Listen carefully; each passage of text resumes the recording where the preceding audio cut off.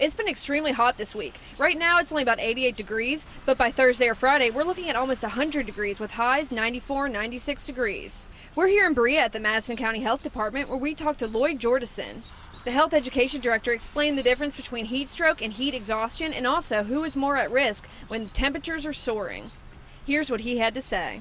Heat exhaustion is the first step, and that's when you start sweating and you can become nauseous. It's very common. You can become dizzy. The excessive sweating, your pulse can become rapid and thready, just kind of a weak pulse. And these are real important signs to take measures to protect yourself. You need to get into a cool place, drink fluids, and such like that. You want to avoid moving into the area if you don't do anything to stop your body temperature from rising at this point, so you can go into heat stroke. And that's when you stop sweating. So if you're ever around somebody and they've been out in the heat and they've been sweating a lot and all of a sudden they stop, that's one of the biggest signs that you need to look for. Their heart rate will also become very strong and bounding, and when somebody goes from heat exhaustion into heat stroke, it becomes a life-threatening situation. So we want to prevent these.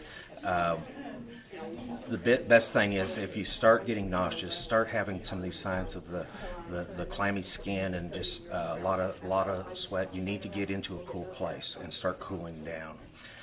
If you don't do that and you start getting to where it's dry, it's an immediate thing. You need to call 911, and it's always good to have a partner with you if you're out working and when you're going to be in the heat. That's a very important thing. You can have somebody look out for you.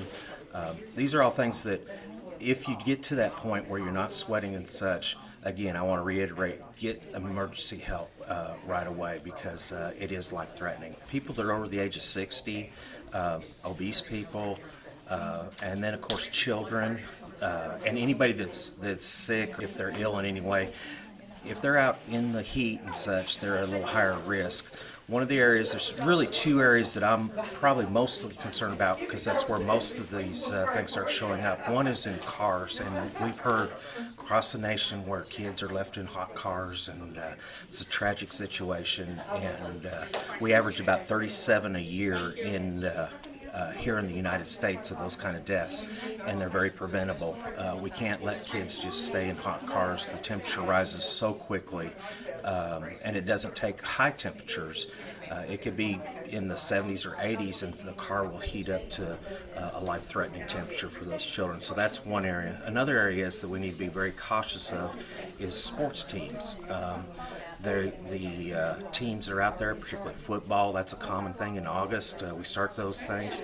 Coaches need to be aware of the signs and symptoms. They need to watch for those, and they can't tough it out. They have to take action and get people cooled down right away. In Berea at the Madison County Health Department for WBON TV, I'm Marissa Hempel.